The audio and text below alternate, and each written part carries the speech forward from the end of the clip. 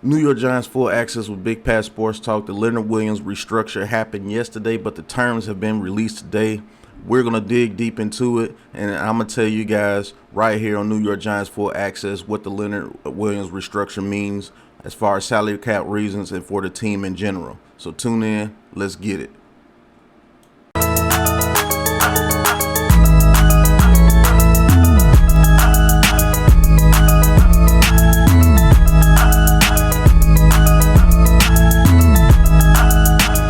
Welcome to New York Giants full access.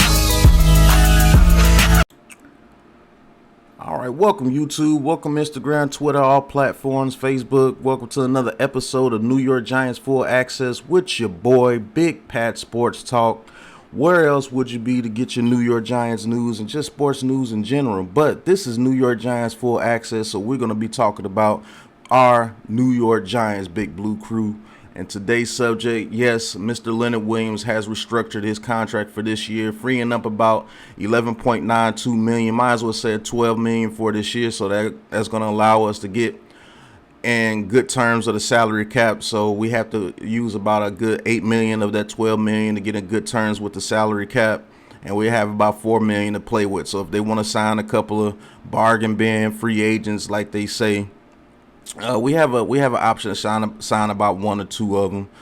We did sign a receiver. I think his name is Marcus Johnson to the max practice squad deal. So he's going to be paid pretty good to be on the practice squad. So Seals, look out.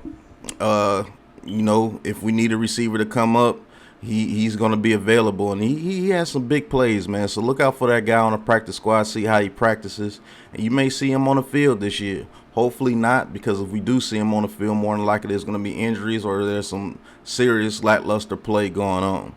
But let's get into the topic at hand. Mr. Leonard Williams restructured his contract today, and we're going to take a look at exactly what it means for the New York Giants going forward as far as the salary cap reasons. I'm going to take you to the media room and show you that. But what this restructure means for the Giants in general is they are going to be moving forward with Leonard Williams going forward. And I believe that was the correct move as far as if you're going to restructure anyone's contract. A lot of people were saying Galladay doesn't make sense. You're not committed to Galladay after this season. I don't care what he does unless he has a 100-catch season. It shows that he's a true number one receiver, which I don't see happening at all. But it just shows that Leonard Williams, they're gonna move forward with Leonard Williams.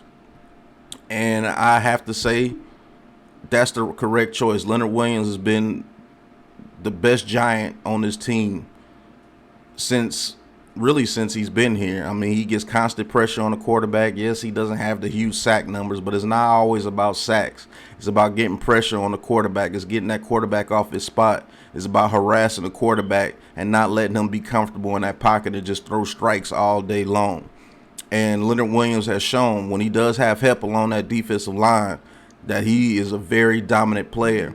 And he made the top 100 list, the only Giant to do so.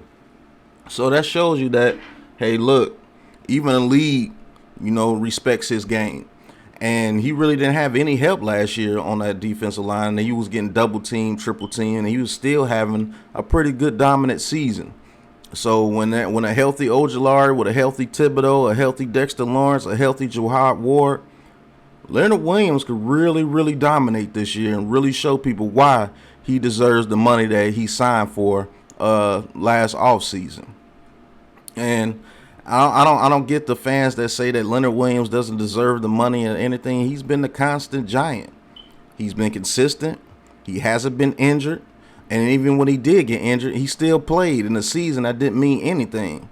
We had Jake Fromm and Mike Glennon on the offensive side of the ball. He weren't putting up any points. And when he hurt his elbow, he could have stayed out.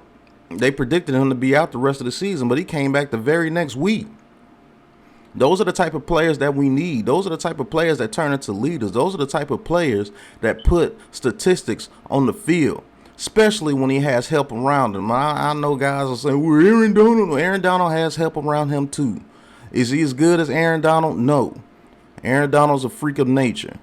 But let's not act like Leonard Williams is not freakish himself. You saw what he did when he had Dalvin Tomlinson by his side. He had a damn near all-pro type year. 11.5 sacks, most pressures. I think he has the most pressures in the league as far as the defensive tackle the past 3 years. So that's saying something.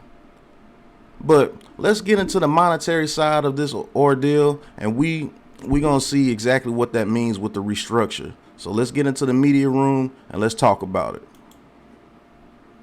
All right, here we go. NBC. We're going to look at what NBC has to say about it. It says Giants general manager Joe Schoen said last week the Giants had to make some move to create some salary cap space.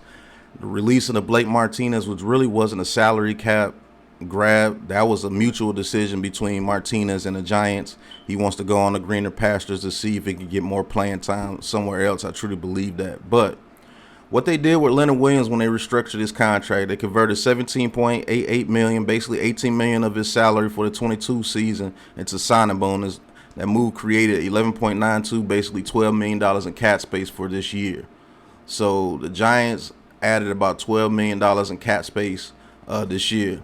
In the restructure, they also added a void year to Williams' contract in the third and final year of his contract, to where, hey, if we cut him, we don't make any money, and it's a very minimum salary cap hit for that third year of his contract.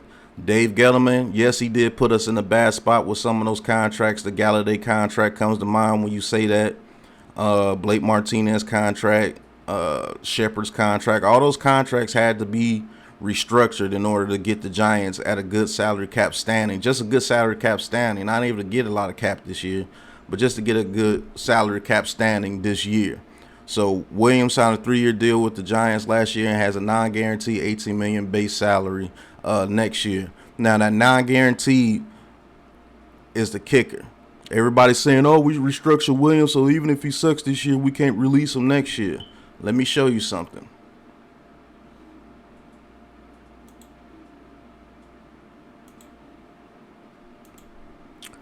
All right, here's the salary cap table for this year coming up. Well, the current year. Right now, as they said, Leonard Williams has an $18 million base salary with a $7.5 million. No, wait a minute, that's 2023. I'm sorry. Let's go to 2022.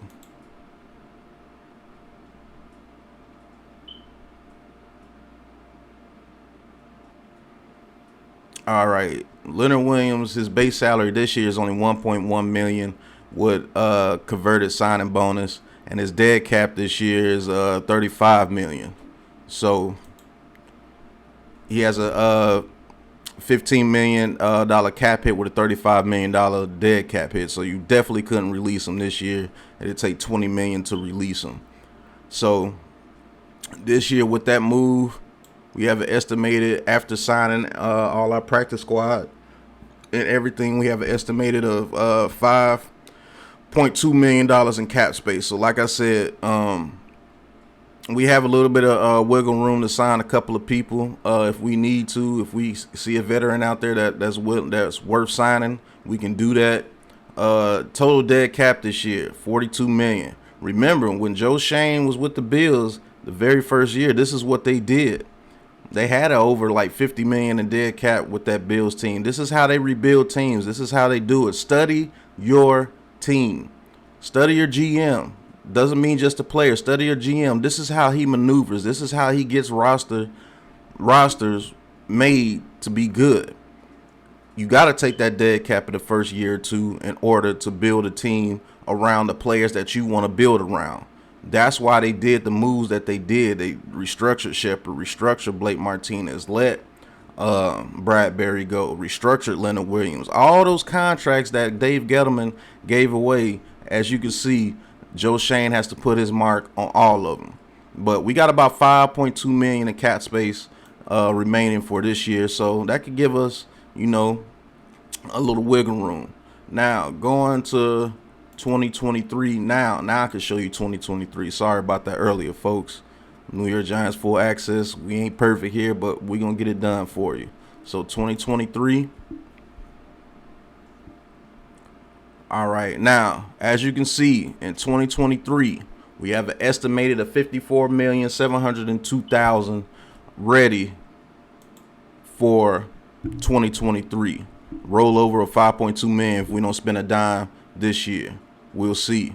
But Leonard Williams, his base salary next year is 18 million with the $7.5 million signing bonus and another 6 million restructured bonus on top of that.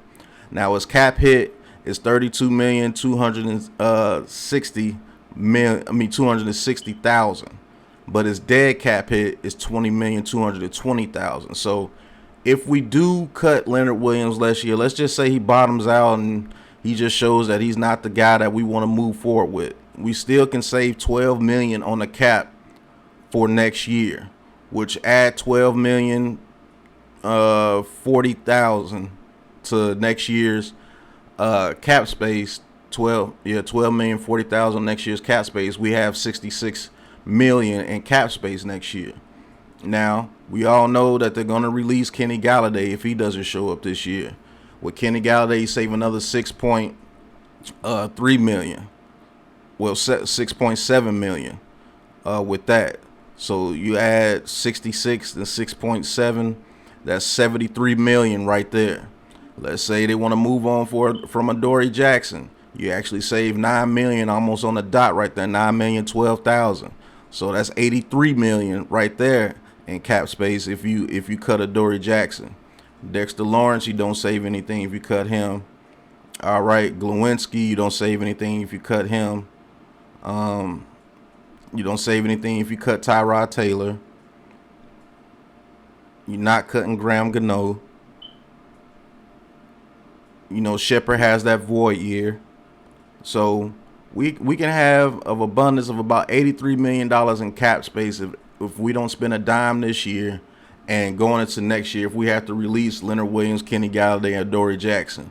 But let's just say Adoree Jackson and Leonard Williams show up and they show that we can move forward with those guys, which will be a better option. I'd rather have the cap room just from Kenny Galladay, which will only give us about 61,400,000 next year in cap space if we just release Galladay. And hopefully all three of those guys will show up and we have 54 million and we still have a core of players to go along with. So that's what the cap will look like due to the restructure. And if you cut those three guys next year, we have about 83 million, close to 84. Or if we can keep Williams and Adoree Jackson, we have about 62 million or 61 million. So we're in a good cap space. Joe Schoen has done his job. For the fans that are acting like we're going to be in cap hell for the next 5 years because we restructured Leonard Williams, you're sadly mistaken. He just did that for this year. Did he want to restructure those contracts? No, he did not. Typically, you do not want to take dead cap hits because usually it hits you that year and it hits you a little bit more the next year. But he's doing what he has to do to get this team correct. And I think he has us in a great cap situation, definitely right after this year. So you guys can see it right there. Next year, Leonard Williams can be cut if we needed to cut him if he doesn't show up. And we still save 12,040,000 if we cut him next year. Yes, he's counting for 14% of the cap next year. Cool. So say if he's still on the team and say we cut Kenny Galladay, 61 million. Let's say we want to give Saquon Barkley an extension. Saquon Barkley out of that 61 million probably going to take about 16, 17 million of that, which leaves us about 44. Let's say they want to sign Dexter Lawrence to an extension. He's probably going to take about 16, 17 million, which will leave us about 37 million in cap space. But if those guys are shining, that means we have core players and we still have 37 to 40 million dollars in cap space to sign us a good free agent here or there. These guys want to build through the draft. They want to build through the draft. They want to coach their players and retain their own. So everybody thinking that we need to go out here and sign all these free agents, that's not what these guys are going to do. That's not how they operate, and that's not how you should operate as a team that's looking to go to a Super Bowl, because most teams are not built through free agency. The only team I can really think of that bucked the mold was the Rams. And they were just in a fortunate situation to have an Aaron Donald who's just a transcendent player.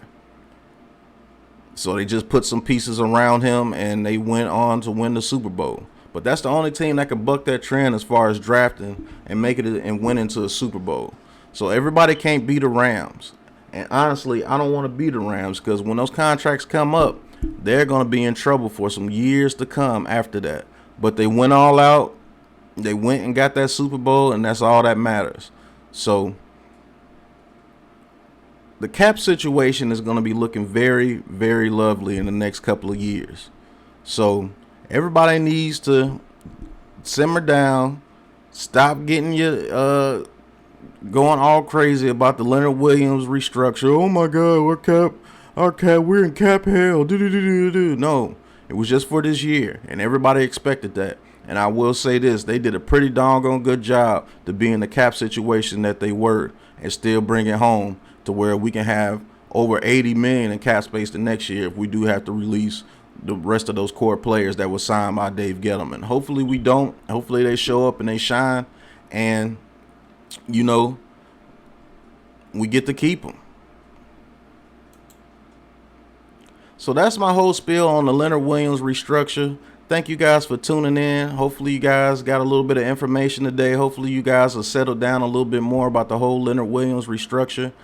And I'm saying it's a doggone good thing, because I think they can move forward with Leonard Williams and have a very, very, very good team in the next coming years, and still have cap room to spare. Because I think we build through the draft, and we get a free agent here or there to, you know, gel this team together.